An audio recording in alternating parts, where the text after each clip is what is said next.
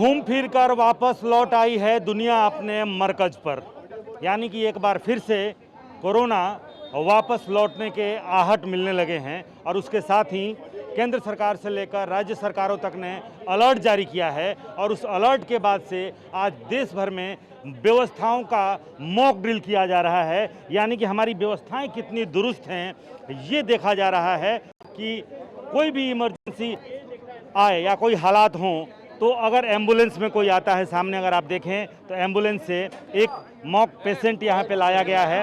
अगर कोई पेशेंट आता है तो किस तरह से ट्रॉली लानी है, किन नॉर्म्स का पालन करना है। देखिए यहाँ पर ये एक पेशेंट यहाँ पर एम्बुलेंस से लाया गया है, मॉक पेशेंट, और कौन उनको रिसीव करेगा, कौन ट्रॉली लेकर आएगा, किस तरह से उस पेशेंट को। देखिए एक जो पेशेंट हैं डॉक्टर साहब, तो ये पेशेंट हैं हालांकि, और इस तरह से जो रिसीव करेगा वो पीपीई किट में होगा।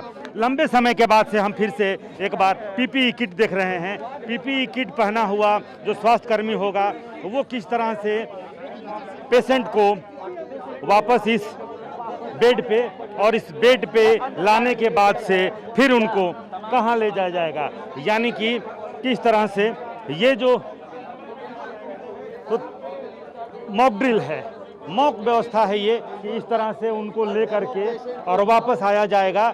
यहाँ पर भी आप व्यवस्था देखिए, यहाँ जो और स्वास्थ्यकर्मी हैं वो भी यहाँ पर बैठे हुए हैं। पेशेंट को सबसे पहले आप रिसीव करेंगे जी, और फिर क्या करेंगे? पेशेंट को पहले लाया जाएगा, पहले देखा जाएगा क्या है नहीं है प्रॉब्लम, उसके बारे में देख लिया जाए सर। तबीयत खराब है, बुखार लगा हुआ है, सब कुछ देख लिया जाए।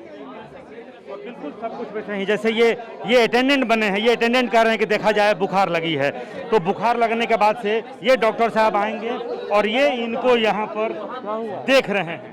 सांस लेने में दिक्कत है सर। हाँ सर।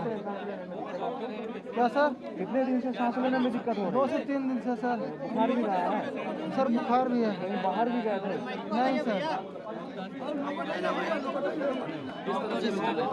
तो देखिए ये पेशेंट जो हैं किस तरीके से इन्होंने बताया कि मुझे क्या हुआ है, सांस लेने में मुझे दिक्कत हो रही है, बुखार भी है, शरीर गर्म है। उसके बाद से ये जो डॉक्टर साहब हैं, ये डॉक्टर साहब इनको फिर देख रहे हैं। 102 था सर। 5-6 दिन से सर। खांसी भी आपको हो रही है? हाँ सर। हाँ सूखा।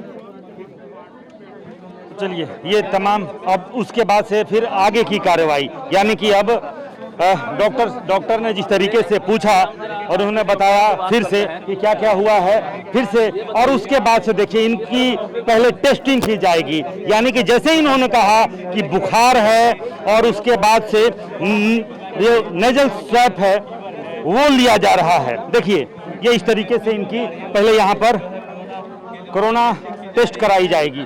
जैसे इन्होंने बताया कि उन्हें फीवर है, सांस लेने में तकलीफ है, वो तमाम प्रोटोकॉल जो ऐसी अगर स्थिति बनती है तो वो किया जाना है। अटेंडेंट भी हैं, ये अटेंडेंट आए और जिस तरीके से इन्होंने बताया कि क्या करना है, फिर डॉक्टर्स की ये जो टीम है, डॉक्टर्स की टीम, फिर इनको लेकर के कोरोना इनका टेस्ट कराया गया है। कौन ट्रॉली लेकर के और अंदर जाएगा वो भी चीज़ें तय हैं। और यहाँ पर देखिए सामने वेंटिलेटर भी लगा हुआ है। अगर सामने देखें तो चूंकि इनको सांस लेने में तकलीफ है,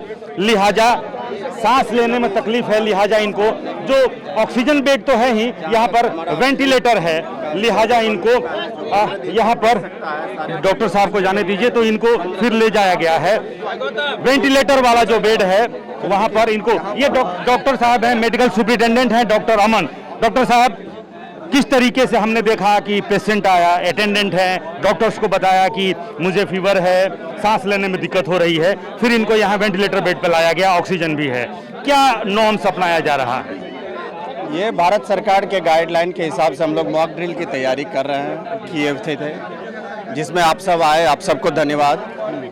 और हमारा मॉक ड्रिल के माध्यम से हम कहना ये चाहेंगे कि हमारा ये प्रोटोकॉल आगे भी जो मरीज आएंगे, एक्चुअल मरीज, उसके लिए भी ये लागू रहेगा। और हम इसमें ना बेड की कमी होगी, ना बेड की कमी होने दी जाएगी, ना ऑक्सीजन की कमी होगी, ना दवाई की कमी होगी। सारे व्यवस्था हम लोग दुरुस्त कर तो लेंगे। कितने वेंटिलेटर, सारे बेड पे वेंटिलेटर्स हैं यहाँ जी, अभी फिलहाल? वेंटिलेटर्स की भी अभी कमी नहीं कोई है। कमी नहीं है। अभी फिलहाल जो सिचुएशन देखते हुए तो आगे आज ये सिचुएशन कैसा परमिट करता है वो तो आईजीआईएमएस में अगर आप देखें तो ना तो ऑक्सीजन की कमी है, ना वेंटिलेटर की कमी है। यहाँ जो इस कोरोना वार्ड में हम मौजूद हैं वहाँ पर हर बेड पे ऑक्सीजन भी है और हर बेड पे यहाँ पर वेंटिलेटर भी रखा गया है। और तमाम चीज़ों को यहाँ पर ऑक्सीजन वेंटिलेटर बेड पे लाने के बाद से कैसे बीपी चेक करना है, तमाम तरह के जो मेडिकल ऑपरेटर्स हैं वो तमाम मेडिकल ऑपरेटर्स इनको ऑक्सीजन जांच करनी है। ये ऑक्सीजन के लिए देखिए पल्स, ऑक्सीजन और बाकी जो स्टैंडर्ड ऑपरेटिंग जो प्रोसीजर है कोरोना काल में ही, हालांकि लोगों ने तमाम चीज़ों को देख लिया है और अब किस तरीके से डेक्सोना से लेकर के और एट्रोपिन तमाम जो मेडिसिन्स हैं वो सारे मेडिसिन लाए जाएंगे और इस तरीके से शुरू हो जाएगी। मतलब जो भी मेडिकल ट्रीटमेंट है वो मेडिकल ट्रीटमेंट शुरू हो चुकी है और डॉक्टर्स की टीम कुछ इस तरीके से क्या कुछ किया जाना है। तो फिलहाल यहाँ पर मॉक ड्रिल, हालांकि मॉक ड्रिल की ज़रूरत इस तरीके से ना पड़े तो बहुत बेहतर है, लेकिन अगर ज़रूरत पड़े तो हमारी स्वास्थ्य सेवाएं पूरी तरह से दुरुस्त रहें।